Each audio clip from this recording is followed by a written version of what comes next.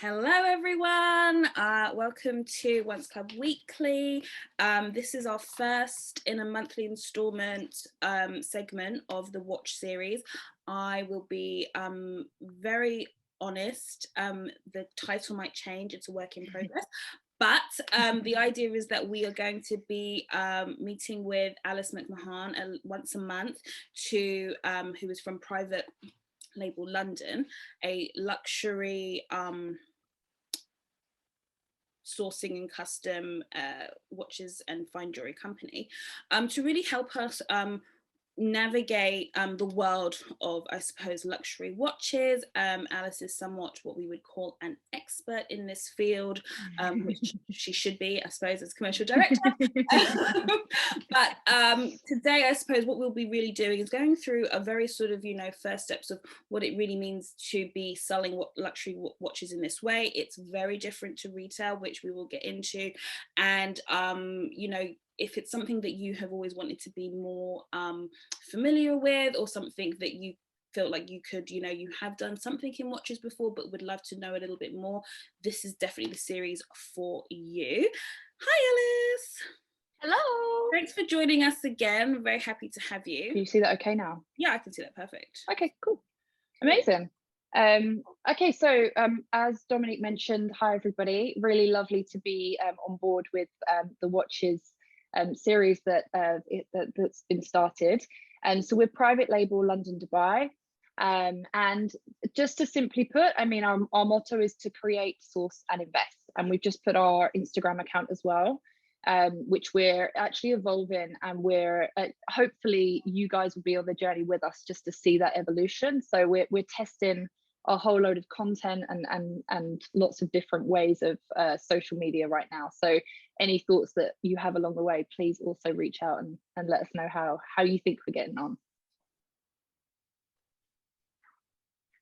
So in terms of what we're going to cover today, just to Dominique's point earlier, anybody who has kind of the first amount of knowledge or absolutely none, I think will find this quite beneficial. We're going to cover some really simple aspects of the watch market. So we're going to look first at what's the difference between retail versus secondary. We're also going to look at some common watch terms, so things that you've probably come across already in terms of what clients have asked you for, or that you've heard or seen that you don't necessarily know what each term means. So we'll break that down for you. We'll also look at kind of some typical what to know before and during speaking with the client. So these are either questions or points that I think and certainly have been kind of used quite successfully to just start to have those conversations with clients even before you become a watch aficionado. And then lastly, we're going to look at 5 pieces that we currently have available with us. We have a whole host more, so anything that you would like thereafter, please reach out to Dominique, and I'd love to share that. In fact, I'll share that anyway.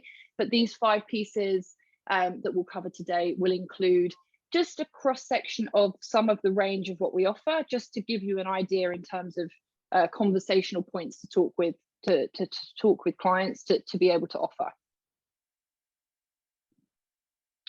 So in terms of what is the secondary market? So probably about 4 or 5 years ago, there were some independent dealers who realized that actually there was a client base that was very happy to spend a premium for a watch based on the fact that they can have something immediately.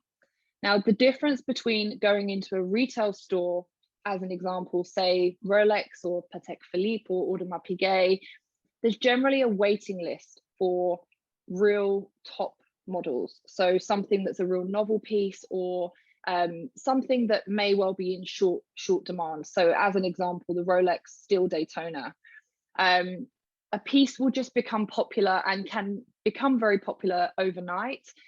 Sometimes it can be a false rumor that creates a demand for it, or sometimes it can be just a piece that's seen on, I don't know, a celebrity or a sports person that actually makes that piece, an influential piece to have. It's kind of crazy because there was, I mean, definitely in my experience when I was sort of, when we were working at Thread Styling, for example, and I kind of first got into this category, it was this idea that you can just walk into a store, and if you want an AP or if you want a Patek Philippe, you know, it's available. And then you start to realize, oh, that's not actually, like, all these people who are walking around with these types of watches probably are also buying them, funnily enough, in a secondary market because of the waiting list. There is a sense of there's an expectation, I think, with some of these brands in terms of brand loyalty. They expect being purchasing with them for amount of years or with a certain amount of styles before they kind of start letting you get to the upper echelons, if you will, of those styles. And so actually, and then I realized, you know, it's actually very much like, if you guys know, dealing with the Hermes market, in terms of, you know, Birkins and Kellys and things like that, it's actually quite a similar thing. Like you said, certain styles become more popular, you kind of see them on certain celebrities, they become influential because of whatever reason, there's a limited apply, and then waiting list happens. So then all of a sudden there's this other market that where essentially allows you to bypass that somewhat. Exactly. Now, one quick note is that if you ever walked into a Rolex store, a boutique, I should say, or a Patek Philippe, and you asked for, I mean, it's a cliche to walk into a store and literally ask someone, do you have a still Daytona? They will probably look at you, they'll do a little behind the scenes eye roll, and they'll say, well, we can put you on a waiting list. Typically that waiting list is between, I don't know, 1 and 20 years. Let's just make it extreme here. You're never getting a still Daytona. What they may say, and it depends, and again, it comes down to the charm, it comes down to the charm and wit of an individual asking, but they may well say they would like you to buy X, Y, and Z in order to be able to be given a still Daytona. Now, the reality is that they probably have a still Daytona sitting on their back shelf. They're just waiting to give it to those loyal clients who, to your point, Dominique, they've bought into the brand, and they're happy to sell it to them. For any kind of Tom, Dick, or Harry, you're not getting that piece at retail. Sorry. Now, that's kind of how the secondary market has evolved. It's just totally snowballed. And what's interesting is, again, kind of 4 or 5 years ago, I mean, at Thread specifically, we were able to get a couple of really cool pieces. So, like, for anyone who doesn't know, the Patek Nautilus, the 5711 blue dial, which is probably one of the most in-demand watches globally, and has been for the last 3 or 4 years. We were able to purchase that piece with a contact, a very close contact, by means of buying other pieces at the same time. But that was a piece that I think retailed at, I think, 16,000 or 18,000 pounds, which is a lot for a still watch, by the way, not in the still watch market. But when you think about it, it's not a white gold piece, it's not platinum, it's still. Anything still tends to be more popular.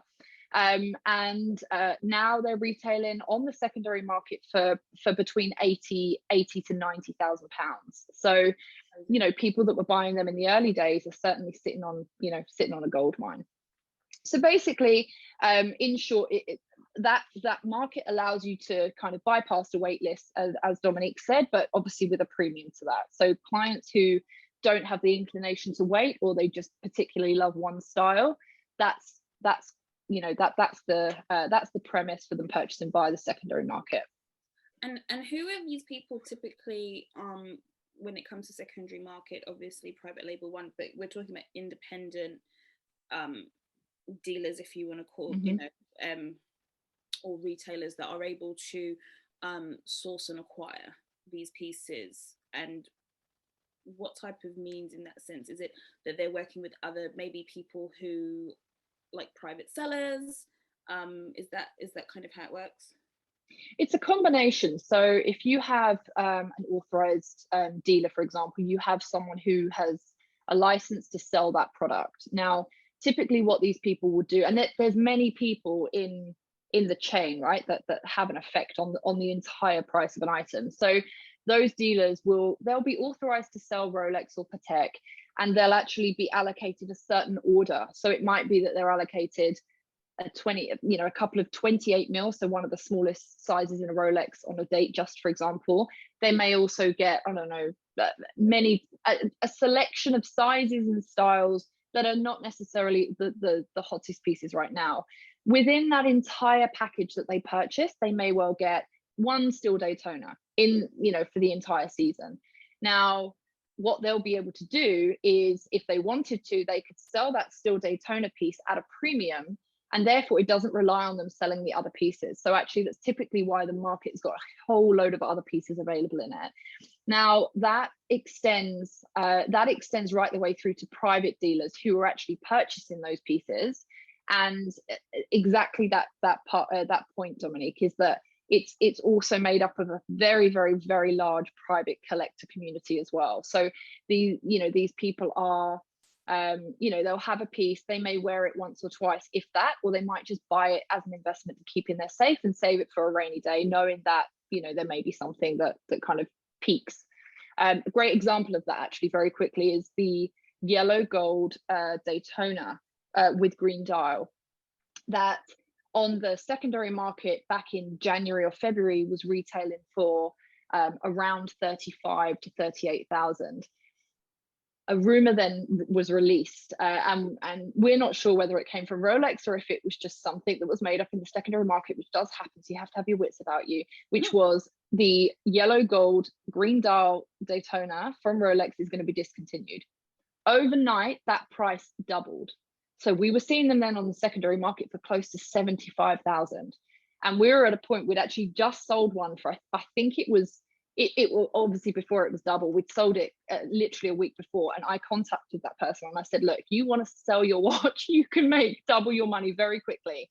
Now, the answer to that person was, well, actually, I love the yellow gold green dial Daytona. I'm not going to sell it. So, of course, what that does is onto the point around supply and demand, is that, you have that countered effect, I guess. You have people who go, I'm going to cash in straight away, a little bit like stocks and shares. Equally, you have people that say, no, I bought the watch because I love it, and that's the main point, and I'm going to keep it. Now, imagine if you compound that and you say every single person in this scenario that had a yellow gold green dial Daytona said, I'm going to sit on it and keep it. Of course, it drives the price up, because there are fewer watches available in that respect. And that means that the price commanded on one piece can be anything that a secondary market dealer sets. I suppose because then it comes down to the personal motivations of that particular owner, and not down to Hollywood, but everybody's got a price, right? So totally.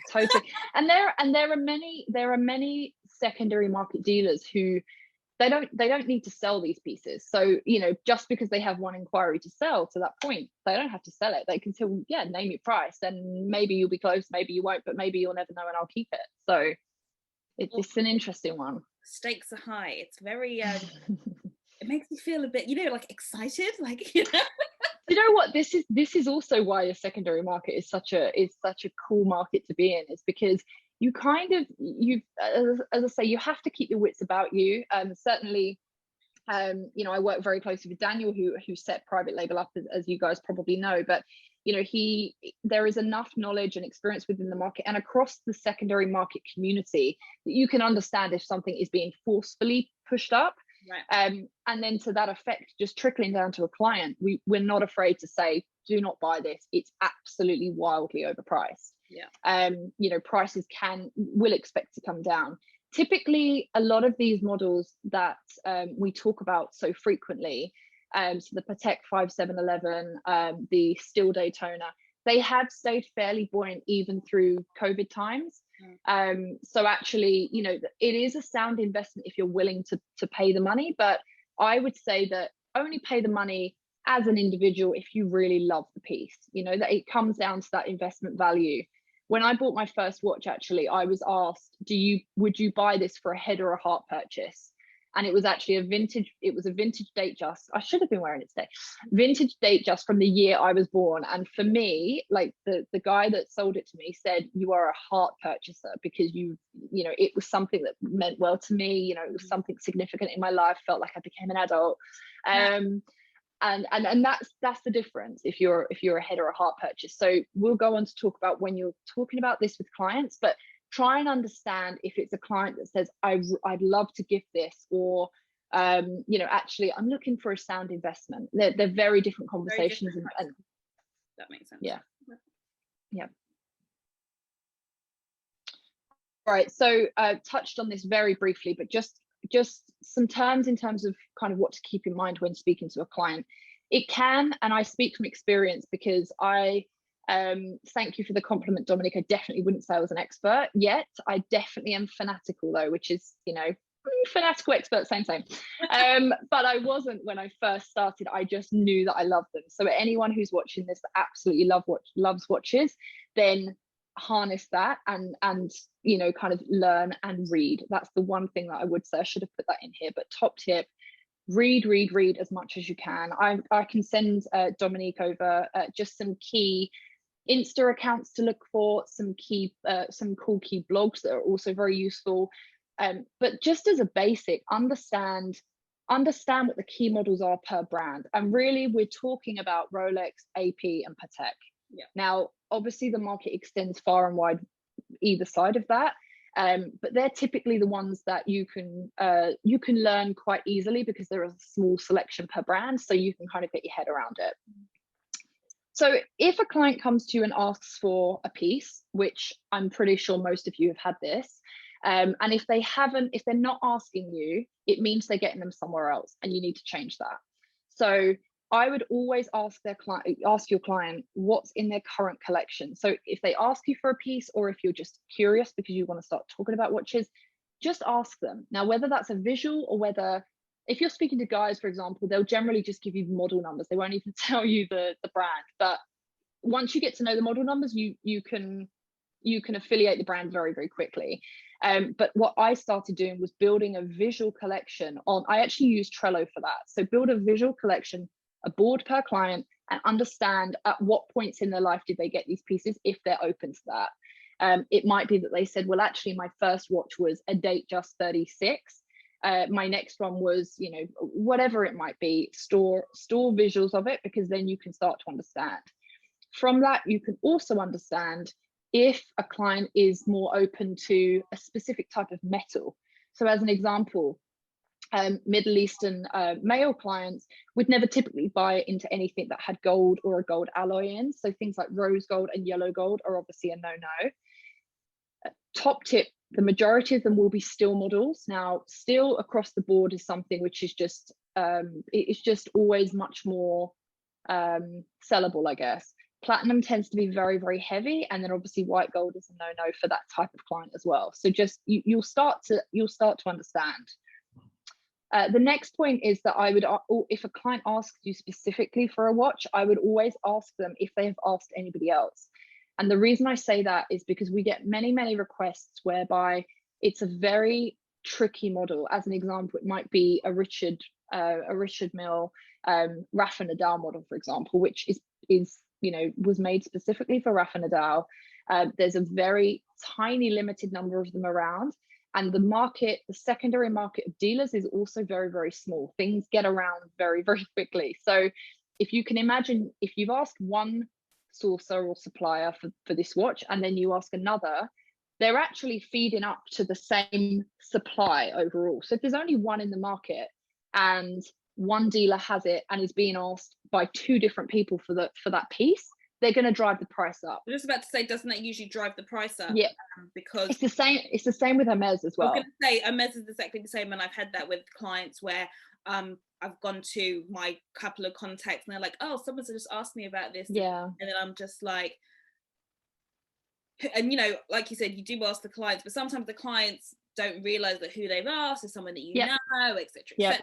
So it's problematic. They won't always tell you, and actually they don't have to tell you. And sometimes they might turn around and say, what does it have to do with you? But what I would say is this type of interaction with them and back and forth, it positions you as an authority within the industry. So you can very quickly say to them, well, the reason I'm asking is because actually, if you've asked 5 other people, I can guarantee you now that if I'm the 6th person you're asking, the price will be much higher. So it's about also remaining fairly competitive. Now, obviously, the good thing with private label is that we are incredibly price competitive, and we've worked very hard to be so. But just keep that point in mind, that the more people are asked about one watch, the higher the price will be, and the least competitive your offer will be when you come back to your client. And I think also with this type of conversation, it's quite important to note that what this also allows you to do is build a certain type of trust with that client, because what you're essentially allowing them, you're giving them insight into you know, the industry and market and how it works. And because you're being honest, like you said, if you are the sixth person but you're the first person to tell them this is actually driving the price up for you because you've asked about, and the other 5 people didn't actually tell you that, they're much more likely to kind of, maybe you don't get that watch, but they might get you something else, because you're the first person to actually to really give them you know, the proper education around what they're actually doing. Because sometimes, you know, we have to accept that sometimes clients come in very knowledgeable, and sometimes they don't. Absolutely. And 9 times out of 10 they come in more knowledgeable than they don't. They either want something for a look or for a gift, or, you know, they've never bought a watch online before, or they come in and they're, you know, you might be the 6th person again on the list. You know, you're just being, you know, it's just being cast far and wide. So the other point that I have, which is also very important and has also helped me sell a lot of watches historically, is building, again, using the visual impact. I mean, look, most of us work online, right? And we all know how fine jewelry and watches have evolved over the last few years. I spoke about this when Dominica had our first chat, when we were understanding, you know, the reasons for tolerance, or the tolerance levels, I should say, for clients being able to purchase much more freely on for fine jewelry and watches online. And that's usually because there is a visual impact that happens along the way. So I would also advise that you guys try and build up a visual of your client's jewelry style. Now that applies to men and women, but it's to understand that, you know, it might be that they're a real fine jewelry wearer and they love, I don't know, just real fine stack pieces, or, you know, there's quite a few cool Instagram accounts that show visuals and examples of this that I'm happy to share with Dominique after as well, and we can put that somewhere central for everybody. But actually understanding, you know, if a client is you know, kind of wearing, I don't know, a yellow gold Cartier love bangle and then a Juston Clou in white gold, or whatever it might be, it will give you an indication into their actual style. So that means that you can also recommend either like for like pieces, or if they're struggling and they don't know what to put next on their wrist, at least you can understand, well, what is it that you actually wear day to day? Because let me fit something and style something into that. And again, once you know those core pieces that are being spoken about, or you know, spoken about in the industry, and also that you know of, you'll find it much easier to slot those pieces in.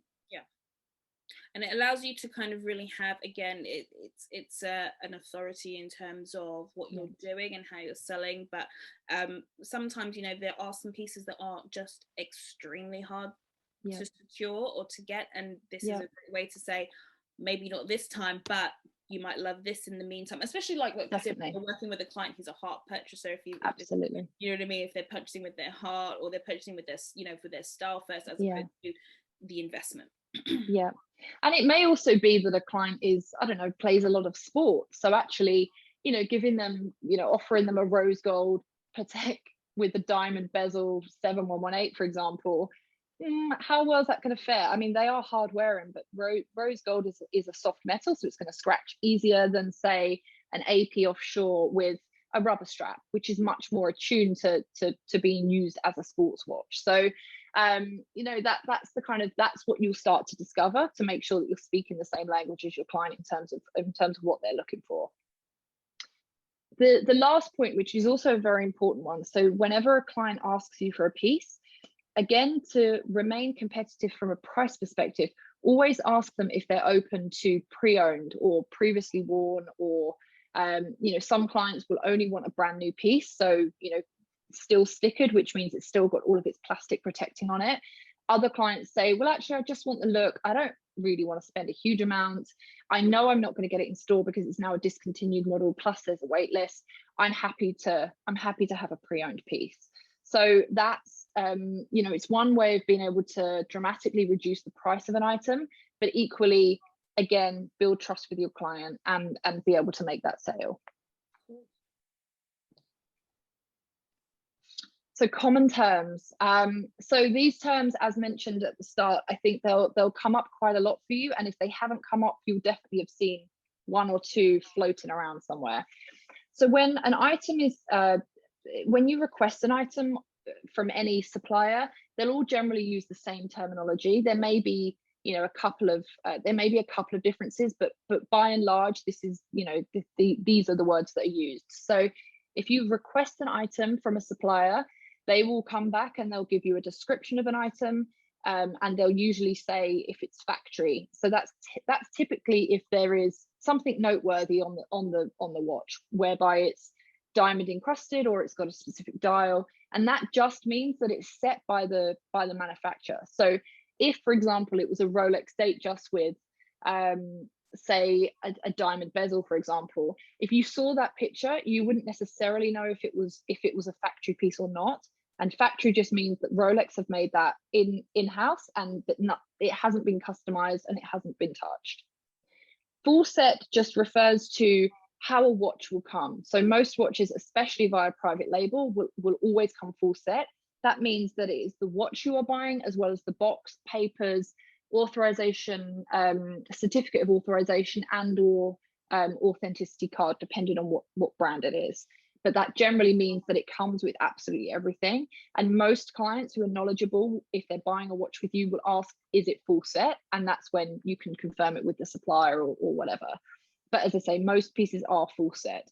If an item comes through and it's just a watch, for example, so it may well have been acquired through a private collector, it will generally say, any description will generally say watch only, which means it's just a watch.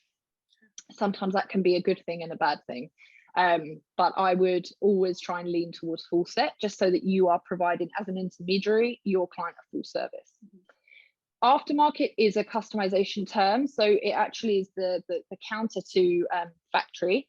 Aftermarket generally means that it has been customized after it's been sold in the market. So as an example, if it's not a factory diamond set Rolex, it will be an aftermarket. And again, that's also usually given in any watch description that you find.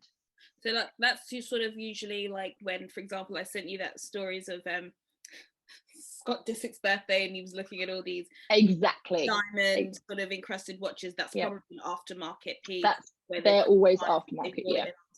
Cool. Yeah, and actually the benefit of aftermarket is that usually you can find something that is pretty it's pretty special. It's generally very unique. We actually work with some when we customize our pieces, which would technically be classed as aftermarket, we actually use some the best diamond dealers and artisans around the world to set. And usually you'll find that settings are different depending on where they come from. Which is really interesting. So say if they're aftermarket set in the US, they tend to be much chunkier looking diamonds that are set. We can go through that definitely another day, but it's an interesting fact. Actually, I only learned that since joining private label. In terms of new and used, exactly as you would expect, whether something is a new piece or used, also can be termed as pre-owned. Complication. So the complication of a watch typically just refers to the number of different functions that a watch has. So as an example, with Rolex, for example, if you have a Rolex Datejust, that has a function of the time telling, and it also has a date wheel. So the date wheel would be an additional complication. Now the most complicated watch has I can't remember how many. It has a huge amount. It has like between 27 and 35 complications. It's a Patek piece. It's a Sky Moon. It's incredible, crazy price on the secondary market. But that basically is what it's referred to, what is referred to when we say that. If it's an automatic or self-winding watch, automatic means that as the wearer is wearing it, it will continue to wind, and it will continue to charge its own power reserve, which every watch has, which every automatic watch has. That means that even if you are, it means that as you're wearing it, it will continue to wind. If you don't wear it, it will stop, and you'll have to manually wind it again because it's run out of its power reserve. Self-winding is exactly this, that you actually have to fully wind it yourself in order to kind of bump up the power reserve. A quartz model is something which is battery related. So quartz was a kind of sniffed at term in the, or they were kind of sniffed at watches for a period of time, but actually now they've become much more accepted, I guess. So it's generally most people in the secondary market were looking for either automatic or self-winding watches as a level of prestige, but actually much smaller models. So I'm actually wearing a quartz 33 mil AP. This is, you know, the fact that it's quartz or automatic is negligible, because if you just wanted a smaller size, a quartz model works perfectly. But actually AP are making a lot more quartz models now, which is kind of steering the market into influencing it, I guess. So they're much more kind of open to quartz. Okay, now we're going to go through some of the current pieces available. I've got 5 pieces to show you, and these are all custom pieces actually, but I just want to talk about the different treatments on them. So this first one that you see on your screen is a Rolex Datejust 41 mil, so one of the larger models. One very quick note on this is that generally most females are more open to wearing anything from a kind of a 40 mil up. So that never used to be the case, but actually clients are much more tolerant to these bigger models now. Otherwise, a bigger watch, me. I don't like the delicate kinds. I know, but I said that, and then I bought a 33 mil, so I don't really know how that works. I just call me flaky, I don't know. But actually, a 36 mil, for example, so that millimeters, these sizes are generally given, are taken from the width across the front of the watch. So from the edge of the left hand side as you look at this through to the other side. So that's what that measurement is. But as I say, much more so now, females are open to wearing 40s, 41s if they have a slightly larger wrist. So this piece is a custom diamond case and bezel. We actually, as private label, only use VS as a minimum standard of diamond, and that's typically because they just look better. I mean, you'll see watches that have a lower value, but actually the overall color of the watch, or the kind of the look of the watch, a lot actually. Yeah, exactly. And these pictures don't do it justice, but this is a fantastic piece. This then also has a blue Arabic numeral dial put into it. Just one note as well here is that just take a look at the strap of this, so the bracelet strap. This is what we refer to as a Jubilee strap. So the smaller links. Rolex do 2 types of straps: an oyster strap, which is a wider link, I'll show you in a minute, and the Jubilee strap, or bracelet I should say, which is this one. This is a preference. For me, for example, I prefer a Jubilee strap just because my wrist is slightly smaller, but actually there's not a huge difference. It's just a preference thing. This is a Rolex Milgauss. So talking about complications, the Milgauss is probably the most basic of complications that Rolex actually make. There's nothing on here other than the time. There's no date, there's no day, and there's no other, there's no kind of perpetual movement or any other kind of balance wheel in there. So this is the Milgauss for. So I was just going to say, not for the Gen Zers. I don't know if you've seen that TikTok and they don't know how to say like 4:15. Oh no, I haven't. I haven't. That's brilliant. I mean, look, learning to know the time properly is. I mean, I was wearing, before my watch was serviced, I was wearing the watch without it telling me the time at any point. And so anytime anyone used to ask me the time, I used to have to make it up, because I was like, I'm just wearing the watch for fun, right? I mean, that's sacrilege as a watch lover, but we are where we are. So this is a 40 mil, so slightly smaller than the first watch. The strap, just to note, this is what we mean by an oyster strap. So you can see that the links are slightly bigger. This has a black DLC coating, and DLC stands for diamond-like carbon coating. It's basically one of the most incredibly hard-wearing coatings that a watch can have. It's also reversible, which is quite a cool, again, I only learned that recently, but it's quite cool because it might be that you want to DLC your watch for the summer and then actually have it stripped right the way back to its regular steel after that, which you can entirely do. But this is so hard wearing. we've put in here a custom dial, and then we've put the lightning bolt second hand as well in orange, which is quite cool. That's awesome. And I'm sorry, I didn't ask about the one before, but kind of, are you able to kind of give us an advisory idea of pricing on these pieces? Absolutely. I don't know why I didn't put this in. I can send it to you after.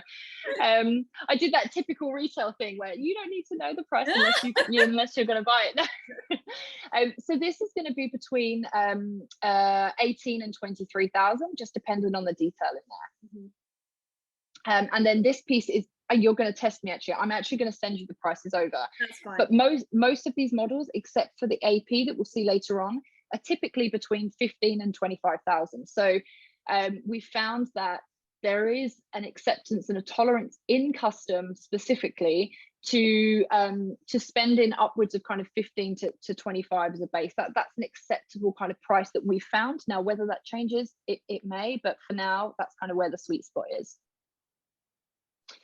This piece is a Rolex Date Just 41, so it's actually the same initial model as the first one that we looked at, but this has a smooth bezel, which is just the silver ring around the dial.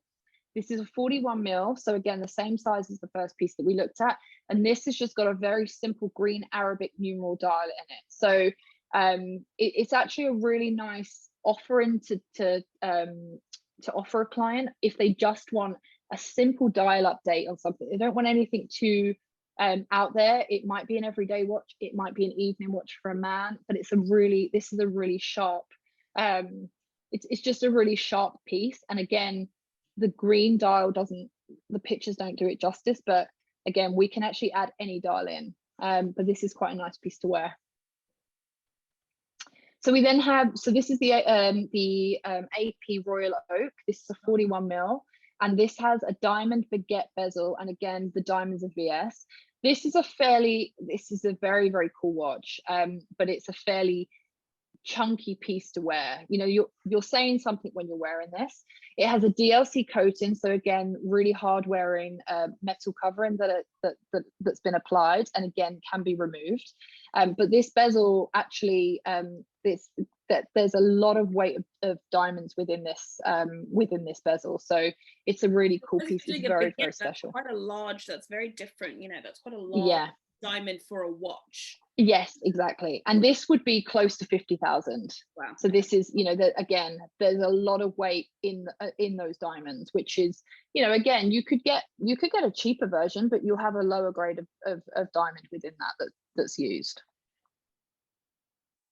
And then lastly, we have, I love this piece. I've always loved the Cartier de Santos, but this is a 39, I think it's actually a 38.5. I've just rounded up for simplicity.